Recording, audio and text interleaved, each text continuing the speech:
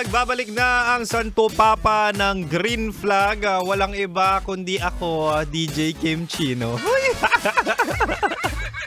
At syempre mahal, balik na rin tayo sa ating Chinitox. Usapang pag-ibig mula sa chinito ng buhay mo. At di ba nga sabi ko sa'yo, ibibigay ko ang mga gasgas na linyahan ng mga manloloko pero effective. Sa sobrang effective ay talaga nga namang lagi kang nabibiktima. Sabi ko kanina, unang linyahan ng mga manloloko ay ikaw lang naman. Nako, yan yung sinasabi ko nga. Sabi nila ay ikaw lang nag-iisa pero ang totoo ang daming options niyan. Kumbaga hindi ka special. Hindi ka special ay talaga nga namang marami ang kausap. Maraming kausap sa iba't ibang social media apps katulad ng Telegram. Ano pa ba yung mga apps ng kabit? iMessage, Facebook, Instagram. Iba-iba ang kausap niyan, hindi lang ikaw. Diba? Yan yung sinasabing special ka pero deep inside at ang totoo ay marami kayong pinagsasabay-sabay niya. At ang pangalawa naman mahal, linyahan na mga manloloko ay talaga nga namang masaya naman tayo.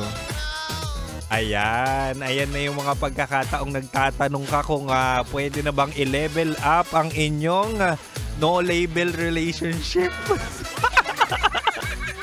At ang sagot niya, ano yung sagot niya? Ang mahalaga, masaya tayo. Wow! Ayan, yung makikita mo talaga na talaga nga namang ayaw niya ng commitment. Masaya na siya kung anong meron kayo. Baka binigay mo na kahit friends lang kayo. Diba? Yan ang problema sa inyo. Wala naman kayong label pero meron kayong call sign. Wala naman kayong label pero alam nyo na ang lasa ng isa't isa. Hindi lasa ng kanilang, ano ba yung lasa? Lasa ng mga in-order nyong drinks kasi nagtitikiman kayo. Oh, this is my frap, chocolate. Oh, this is my frap, matcha. Ganon. Kayo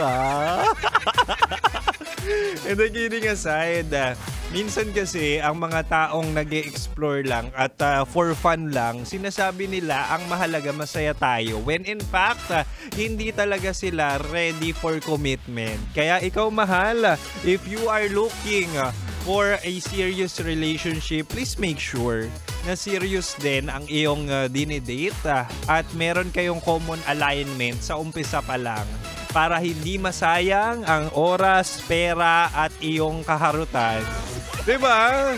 Yan ang problema sa inyo. Ang hilig nyo lagi sa thrill. Kaya ang ending, nagsesettle kayo sa bare minimum.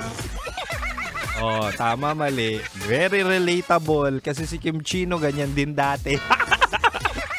Anyway, mahal, meron pa ako isang bala dito. Meron pa akong isang bala dito na talaga nga namang gasgas na linyahan ng mga manloloko na yan. At syempre, makakasama pa rin ang spicy opa mo sa radyo na si Kim Chino. Kaya mahal, manatiling nakatutok dito lang sa 90.7 Love Radio. Kailangan pa bang i-memorize yan? Basic.